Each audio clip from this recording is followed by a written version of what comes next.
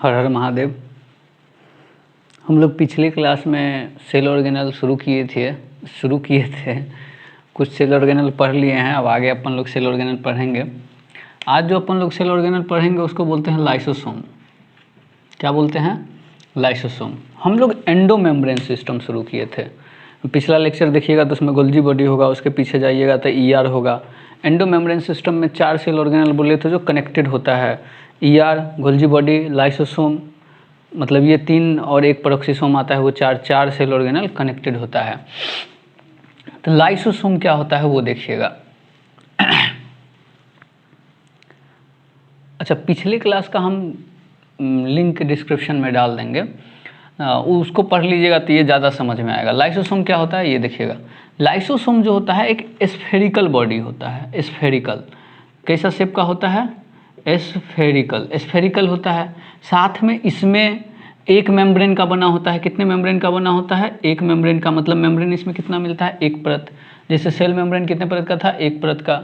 लेकिन जब ईआर पढ़ाए थे तो वहाँ भी एक परत का। गोल्जी बॉडी एक परत का। लेकिन माइटोकॉन्ड्रिया जब पढ़ाएंगे तो बताएंगे वहाँ 2 परत का होता है। कैसा होता है? स्फेरिकल होता है। मेम्ब्रेन कितना होता है? एक मेम्ब्रेन होता है। इसके अंदर कुछ ऐसा मिलता है जिसके कारण ये खास हो जाता है। जैसे इसके अंदर मिलता है एसिड हाइड्रोलेज एंजाइम। ये लगभग 50 से ज़्यादा प्रकार का यहाँ मिलता है और ये एक्टिव होता है pH 4.5 से 5 के बीच में। सबसे पहले तो यही पढ़े कि लाइसोसोम क्या होता है?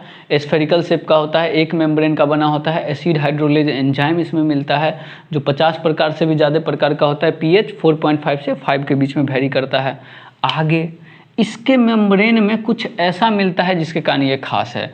इसमें मिलता है एक्टिव हाइड्रोजन आयन पंप। मतलब इसके मेम्ब्रेन में कुछ ऐसा मिलता है जो हाइड्रोजन आयन को उठा के इसके अंदर डाल देगा। अब जरा सोच के देखिए, जहाँ H+ का कंटेंट ज़्यादा होगा वही ना एसिडिक होगा। तो अगर हम H+ अंदर डालेंगे तो जाहिर सी बात है अंदर एसिडिक कंडीशन होगा, तो इसको एसिडिक कंडीशन मिल जाता है। अगला पॉइंट समझते हैं। लाइसोसोम को जो है ना हम लोग सुसाइडल बैग भी कहते हैं। क्या कहते हैं लाइसोसोम को? Suicidal bag. क्यों कहते हैं, क्या रीज़न है कहने का, ये हम लोग पढ़ेंगे। आगे पढ़ते हैं। मेमेलियन आरबीसी को छोड़ के, मैमल के आरबीसी को छोड़ के, किसको छोड़ के? मेमेलियन, डबल एल है कि एक एल है वो देख ले। मेमेलियन आरबीसी को छोड़ के बाकी हर एक सेल में लाइसोसोम मिलता है। पहला पॉइंट। दूसरा पॉइंट ये कहता है कि हायर प्लांट में जो हमारा वैक्यूल होता है ना, यही लाइसोसोम की तरह काम करता है। तो मतलब हायर प्लांट मतलब हो गया पेड़ पौधा के केस में सेल का वैक्यूल जो होता है वो लाइसोसोम की तरह काम करता है। लाइसोसोम का क्या काम है वो हम लोग आगे देखेंगे। इसीलिए प्लांट के केस में लाइसोसोम का प्रेजेंस क्या है? कम फ्रीक्वेंट है, जबकि फंगी के केस में लाइसोसोम का प्रेजेंट बहुत ज़्यादा होता है। आरबीसी, मेमेलियन आरबीसी देखें। मेमेलियन आरबीसी के केस में लाइसोसोम नहीं मिलता है, तो हमारे से बाकी सेल में लाइसोसोम मिलता है। दूसरा पढ़ें कि प्लांट का जो वैक्यूल होता है वही लाइसोसोम की तरह काम करता है। फंगी के केस में लाइसोसोम ज़्यादा मिलता है। और बैक्टीरिया में क्या होता है, हम लोग पढ़े थे कि बैक्टीरिया के 2 परत, सबसे बाहर वाला परत सेल वॉल और उसके अंदर सेल मेम्ब्रेन। ये जो स्पेस है ना सेल वॉल और सेल मेम्ब्रेन के बीच में, इसको बोलते हैं पेरीप्लाज्मिक स्पेस। क्या बोलते हैं? पेरीप्लाज्मिक स्पेस, मतलब 2 प्लाज्मा मेम्ब्रेन के बीच का स्पेस। ये यहाँ पर लाइसोसोम की तरह काम करता है। बैक्टीरिया के केस में कौन काम करता है लाइसोसोम की तरह? Periplasmic space. मेमेलियन आरबीसी में लाइसोसोम नहीं मिलेगा, बाकी सेल में मिलेगा। प्लांट का वैक्यूल लाइसोसोम की तरह काम करेगा जनरली। दूसरा, फंगी में लाइसोसोम का मात्रा बहुत ज़्यादा होता है। अगला पॉइंट, बैक्टीरिया के केस में, किसके केस में? बैक्टीरिया के केस में सेल वॉल और सेल मेम्ब्रेन के बीच के जगह को बोलते हैं पेरीप्लाज्मिक स्पेस, और यही पेरीप्लाज्मिक स्पेस किसकी तरह काम करता है? लाइसोसोम की तरह काम करता है। इसका स्क्रीनशॉट ले लीजिएगा। अब हम लोग देखते हैं लाइसोसोम मतलब क्या है, आखिर इतना ज़रूरी क्यों है। टाइप्स ऑफ लाइसोसोम देखते हैं, ठीक, और कैसे काम करता है, क्या काम करता है, नहीं होता है, वो सब भी देखते हैं। देखिए, मान लीजिए यहाँ एक सेल है, ठीक, ये हमारा न्यूक्लियस है। यहाँ कोई फूड मैटर है, फूड, चाहे वो पानी का हो चाहे सॉलिड का हो, अपने मतलब नहीं है, फूड है बस। अब क्या करेगा, यहाँ है ER अपना, यहाँ है अपना गोल्जी बॉडी, गोल्जी बॉडी बना दिया लाइसोसोम, गोल्जी बॉडी लाइसोसोम बनाता है। अब ये लाइसोसोम बन गया। अब देखिएगा ये लाइसोसोम, ये फूड आएगा यहाँ, फूड अंदर आएगा, फूड कहाँ आ गया? अंदर। अब क्या है, इस फूड जो अंदर आया अगर सॉलिड आया तो इसको बोलते हैं फैगोसोम, और अगर लिक्विड आया तो पिन्नोसोम। हम बता चुके हैं सेल ईटिंग पिन्नोसोम, और इसी को फूड वैक्यूल भी तो बोल सकते हैं, बोले ना बोले कोई दिक्कत नहीं है। अब देखिए ये है हमारा ER, ये है हमारा गोल्जी बॉडी। गोल्जी बॉडी जो लाइसोसोम बनाया उसको बोलते हैं प्राइमरी लाइसोसोम। क्या बोलते हैं उसको? Primary lysosome. ये प्राइमरी लाइसोसोम में क्या क्या होता है? सबसे पहला बात, प्राइमरी लाइसोसोम में जितना एंजाइम है सब इनएक्टिव होता है, इनएक्टिव एंजाइम होता है, मतलब ये एक्टिव स्टेट में नहीं रहता है, आराम से चुपचाप बैठा रहता है। अगला पॉइंट, प्राइमरी लाइसोसोम जो है इसमें इनएक्टिव एंजाइम है। दूसरा पॉइंट, प्राइमरी लाइसोसोम सीधा बनता है गोल्जी बॉडी से, मतलब गोल्जी बॉडी डायरेक्टली किस लाइसोसोम को बनाता है? प्राइमरी लाइसोसोम को। गोल्जी बॉडी डायरेक्टली किस लाइसोसोम को बनाता है? गोल्जी बॉडी डायरेक्टली किस लाइसोसोम को बनाता है? प्राइमरी लाइसोसोम को, जिसमें इनएक्टिव एंजाइम होता है। अब देखिएगा क्या होगा, ये और ये दोनों मिलेगा, मतलब जो हम बाहर से खाए थे वो और ये दोनों मिलके एक बना लेगा बड़ा स्ट्रक्चर, इसको बोलते हैं सेकेंडरी लाइसोसोम। क्या बोलते हैं इसको? Secondary lysosome. इसमें एंजाइम एक्टिव हो जाता है। एंजाइम क्या हो जाता है? एक्टिव, मतलब एंजाइम का जो काम है तोड़ने फोड़ने डाइजेशन का सारा काम होगा सेकेंडरी लाइसोसोम जैसे ही बना। इसका 2-3 नाम और होता है, इसको हेट्रोफेगस भी बोलते हैं, डाइजेस्टिव वैक्यूल भी बोलते हैं, इसको हेट्रोफेगस भी बोलते हैं। क्या बोलते हैं? हेट्रोफेगस, या इसी को बोलते हैं डाइजेस्टिव वैक्यूल। डाइजेस्टिव वैक्यूल क्यों बोल रहे हैं? क्योंकि इसमें डाइजेशन का काम हो रहा है, जो भी हम बाहर से ला रहे हैं उसका डाइजेशन हो गया। अब क्या होगा, डाइजेशन होने के बाद कुछ पार्ट तो हो गया, निकल गया, जो डाइजेस्टिव पार्ट है वो सेल खुद एब्जॉर्ब कर लेगा। अनडाइजेस्टिव पार्ट को क्या करेगा? जो अनडाइजेस्टिव पार्ट है उसको बाहर फेंक देगा। सेल जब बाहर फेंकेगा, ये जो पार्ट बच गया हमारा इसको बोलेंगे टर्सरी लाइसोसोम, जो जिसमें बाकी चीज़ बच गया, इसी को बोलते हैं रेसिडुअल बॉडी। रेसिडुअल बॉडी मतलब होता है बचा हुआ चीज़, या इसी को बोलते हैं टेलियोसोम। क्या बोलते हैं? टेलिसोम। क्यों? इसमें कुछ भी ऐसा पार्ट है जो अनडाइजेस्टेड है, अनडाइजेस्टेड पार्ट बाहर चला जाएगा। बाहर चला जाएगा किस प्रक्रिया से? सेल वॉमिटिंग से। ये सेल वॉमिटिंग भी हम पिछले लेक्चर में पढ़ाए थे, तो उसका वीडियो देखिएगा। तो अगर सेल वॉमिटिंग नहीं समझ में आ रहा होगा तो वो देखिएगा तो समझ में आ जाएगा। 2 चीज़ पढ़ाए थे, सेल ईटिंग और सेल वॉमिटिंग। अब देखिए, प्राइमरी लाइसोसोम कोई काम का नहीं था, वो फैगोसोम आया, फूड खाएं, वो गया सेल के पास। सेल क्या किया? इस दोनों को मिल गया। प्राइमरी लाइसोसोम जो फैगोसोम बना था उसको खा गया। खाने के बाद क्या किया? उसका डाइजेशन।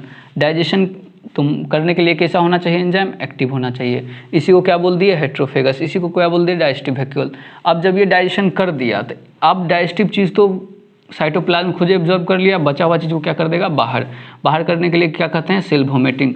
और जो बचा हुआ बच गया है उसको बोलते हैं टर्सरी लाइसोसोम, रेसिडुअल बॉडी या टेलियोसोम। लेकिन मान लीजिए कोई सेल ऑर्गेनल है यहाँ पे जो हमारा खराब हो गया। अगर सेल ऑर्गेनल खराब हो गया है तो खराब चीज़ को हम यहाँ रख नहीं सकते हैं। क्यों नहीं रख सकते हैं वो सुनिएगा। 2 चीज़ होता है, एक शब्द होता है, 2 चीज़, एक होता है सेल लोड और एक शब्द होता है जेनेटिक लोड। इस शब्द को समझिएगा, कौन कौन सा शब्द है? सेल लोड और जेनेटिक लोड। सेल लोड का मतलब होता है सेल के अंदर अनडाइजेस्टेड पार्ट का मटेरियल का अमाउंट कितना ज़्यादा है। अगर बोलता है कोई भी इंसान कि सेल लोड बहुत ज़्यादा है, इसका मतलब उस सेल के अंदर अनडाइजेस्टेड पार्ट का मटेरियल का अमाउंट बढ़ रहा है। और जेनेटिक लोड का मतलब होता है जो डीएनए या जेनेटिक मटेरियल है उसमें म्यूटेशन का फ्रीक्वेंसी कितना ज़्यादा है। अगर म्यूटेशन ज़्यादा है तो मतलब नेचर से हट के आ गया है, वाइल्ड से हट के आ गया है। जेनेटिक लोड का मतलब म्यूटेशन और सेल लोड का मतलब अनडाइजेस्टेड पार्ट। अब लाइसोसोम कर क्या रहा है? डाइजेशन ही तो कर रहा है। तो अनडाइजेशन करने के बाद अनडाइजेस्टेड पार्ट भी बनता है, उसको बाहर निकाल देता है। लेकिन मान लीजिए अगर ये नहीं निकाला बाहर, साइटोप्लाज्म में जमा होते जाएगा। अगर जमा हो जाएगा तो सेल लोड बढ़ जाएगा। कोई मान लीजिए सेल ऑर्गेनल हो, खराब हो गया। सेल ऑर्गेनल अगर खराब होगा मतलब काम का नहीं है तो वो हमारे लिए क्या हो गया? अनडाइजेस्टेड पार्ट हो गया या अनवांटेड पार्ट हो गया, अनवांटेड मटेरियल हो गया। तो वो क्या बढ़ा देगा? Cell load. तो हमारे सेल लोड को कम करने के लिए कुछ लाइसोसोम उस सेल ऑर्गेनल को घेरेगा और उस सेल ऑर्गेनल को खा जाएगा, तो इसको बोलते हैं ऑटोफैगी। क्या बोलते हैं? ऑटोफैगी। जब खुद के ऑर्गेनल को लाइसोसोम खा जाए या डाइजेस्ट कर दे, जिंदा सेल ऑर्गेनल को नहीं, मरा हुआ को, तो उसको ऑटोफैगी बोलते हैं। तो ऑटोफेगोसोम ये चौथा प्रकार है लाइसोसोम का। तो लाइसोसोम कितने प्रकार का हो गया? 4, प्राइमरी, सेकेंडरी, टर्सरी और ऑटोफेगोसोम। पहला प्राइमरी, सेकेंडरी, टर्सरी और ऑटोफेगोसोम या ऑटोफेगिक लाइसोसोम। ठीक है, ऑटोफेगी मतलब क्या हुआ? जब खुद को खाए, या इसी को क्या बोल देते हैं? ऑटोफेगिक लाइसोसोम। तो मतलब अपने पास लाइसोसोम कितने प्रकार का हो गया? 4 प्रकार का। तो चारों प्रकार का लाइसोसोम याद रह जाएगा। उसके बाद अपन लोग पढ़े सेल लोड और जेनेटिक लोड। हम बताएं कि सेल लोड में अनवांटेड मटेरियल का अमाउंट बढ़ता है तो उसको सेल लोड बोलते हैं। जेनेटिक लोड में क्या बताएं कि अगर म्यूटेशन का अमाउंट बढ़ता है तो उसको जेनेटिक लोड बोलते हैं। हमको ना तो सेल लोड चाहिए ना जेनेटिक लोड ज़्यादा चाहिए। सेल लोड कम करने के लिए लाइसोसोम का काम बढ़ जाता है, जेनेटिक लोड कम करने के लिए जो भी होता होगा वो देखेंगे बाद में। ठीक है, अब हम लोग पढ़ेंगे फंक्शन ऑफ लाइसोसोम। लाइसोसोम का काम क्या है, लाइसोसोम काम कैसे करता है, अब देखते हैं। स्टेप बाय स्टेप समझते चलिएगा। हम 4 प्रकार का लाइसोसोम पढ़ाएं, वो लिख भी लीजिएगा। Function of lysosome. लाइसोसोम कर क्या रहा है? लाइसोसोम डाइजेशन का काम कर रहा है, तोड़फोड़ करने का काम कर रहा है। एक शब्द होता है क्राइनोफैगी। क्या होता है? क्राइनोफैगी। क्राइनोफैगी का मतलब होता है जब हमारे पास एक्स्ट्रा हार्मोन आ जाए। हम हार्मोन का ज़रूरी था कम, आ गया हमारे पास एक्स्ट्रा, तो एक्स्ट्रा हार्मोन को डाइजेस्ट करने का काम भी लाइसोसोम ही करता है। दूसरा पॉइंट होता है ऑटोलाइसिस। क्या होता है? ऑटोलाइसिस। ऑटोलाइसिस क्या होता है ये सुनिएगा। मान लीजिए ये सेल था, ठीक, ये सेल था, यहाँ पर सेल था। क्या पता चला इस सेल को कि ये सेल जो है ना हमारे हिसाब से काम ही नहीं कर रहा है, हमारे हिसाब से काम ही नहीं कर रहा है। सेल मतलब क्या हो गया? अनकंट्रोल। अब सेल अनकंट्रोल हो गया, एक भी सेल अनकंट्रोल हुआ तो दूसरे को डिस्टर्ब करेगा, तो इसको जो है ना खुद से मार दो। इसका लाइसोसोम क्या होता है? जमा होता है और साइटोप्लाज्म में ब्लस्ट कर जाता है। अब लाइसोसोम के अंदर है क्या? एसिड हाइड्रोलेज, तोड़फोड़ करने वाला। जैसे ही इसके अंदर ब्रस्ट करेगा, ये क्या करेगा? पूरे सेल को मार देगा। जब खुद के सेल को डिस्ट्रॉय कर दे, इसी को बोलते हैं ऑटोलाइसिस। क्या बोलते हैं? ऑटोलाइसिस। चूंकि ये खुद के सेल को मार रहा है इसलिए इसको बोलते हैं सुसाइडल बैग। क्या बोलते हैं? Suicidal bag. भाई साहब ये बम तैयार रखे हुए है, एक बार आदेश आया नहीं कि साइटोप्लाज्म में जाके बम से उड़ा देगा। अगर साइटोप्लाज्म में बम से उड़ा, सेल गया, अब नुकसान किसको हुआ? खुद को। तो सुसाइड में किसको नुकसान होता है? खुद को। खुद को ना मारते हैं। अरे हम आप मर भी जाएंगे तो दुनिया चल रहा है, चलते रहेगा, इसमें नुकसान क्या हुआ? खुद का। हम ना मर गए, तुम ना मर जाओगे, कोई भी मर जाएगा, मतलब खुद का नुकसान है। दुनिया रुकता नहीं है, हमेशा चलता है। अगला, ये जो लाइसोसोम का मेम्ब्रेन है, ये जो लाइसोसोम का मेम्ब्रेन है, ये इस मेम्ब्रेन को जितना स्टेबल रखेंगे उतना अच्छा है। डीस्टेबल होगा तो हमारे लिए खतरा बढ़ सकता है। तो इस लाइसोसोम के मेम्ब्रेन के लिए कुछ केमिकल होता है जो स्टेबलाइजर की तरह काम करता है और कुछ केमिकल होता है जो लेबिलाइजर की तरह काम करता है, या इसी को बोलते हैं डीस्टेबिलाइजर की तरह काम करता है। क्या कह दिए सुनिए। कुछ केमिकल ऐसा होता है जो लाइसोसोम के मेम्ब्रेन को स्टेबल करने का काम करता है। स्टेबल मतलब होता है जैसे है चुपचाप वैसे ही रहो। कुछ केमिकल ऐसा होता है जो लाइसोसोम के मेम्ब्रेन को डीस्टेबल करने का काम करता है, उछल कूद उठा पटक करने का काम करता है। तो लाइसोसोम के मेम्ब्रेन को स्टेबलाइजर की तरह काम करने वाला पहला केमिकल है कॉर्टिसोन। कॉर्टिसोन। दूसरा केमिकल है कोलेस्ट्रॉल। कोलेस्ट्रॉल हम सेल मेम्ब्रेन में के टॉपिक में पढ़ाए हैं कि कोलेस्ट्रॉल क्या होता है, क्यों स्टेबलाइजर की तरह काम करता है। दूसरा, अब डी स्टेबलाइजर क्या क्या है? डी स्टेबलाइजर में जैसे हमारा विटामिन बी, डी, ई, के, विटामिन हो गया, विटामिन ए भी है, विटामिन ए, बी, डी, ई, के। दूसरा क्या है? यूवी रेडिएशन, मतलब हर तरह का रेडिएशन जो होता है वो हमारे में डी स्टेबलाइजर की तरह काम करेगा। अगला क्या है? Bile salt. अगर बाइल साल्ट का मात्रा बढ़ेगा तो भी डी स्टेबलाइजर की तरह काम करेगा। अगला क्या है? Sex hormone. अगर हमारे में टेस्टोस्टेरोन, प्रोजेस्टेरोन बढ़ेगा तो भी ये डी स्टेबलाइजर की तरह काम करेगा। हमको स्टेबलाइजर याद कर लीजिए, डी स्टेबलाइजर ऑटोमेटिक याद हो जाएगा। स्टेबलाइजर में 2 केमिकल, कॉर्टिसोन और कोलेस्ट्रॉल, बाकी तो अपने आप क्या हो जाएगा? Destabiliser. और बाकी काम हमको नहीं लगता है लिखाना पड़ेगा। देखिए फूड वैक्यूल की तरह, मतलब फूड को डाइजेशन काम करने का काम करता है, ये पता है। बाकी काम यही है और कुछ नहीं बचा है। हाँ, लाइसोसोम जो है ना गर्ल मैकेनिज्म से बनता है।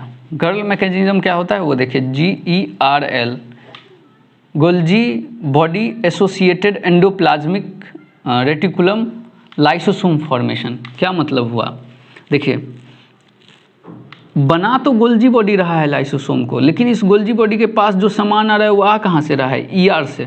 तो फाइनली ये बन किससे रहा है, ER से। इसी को बोलते हैं गर्ल मैकेनिज्म। इसका स्क्रीनशॉट ले लीजिएगा। आज के लिए इतना ही। अगले लेक्चर में हम लोग पढ़ेंगे माइटोकॉन्ड्रिया। धन्यवाद।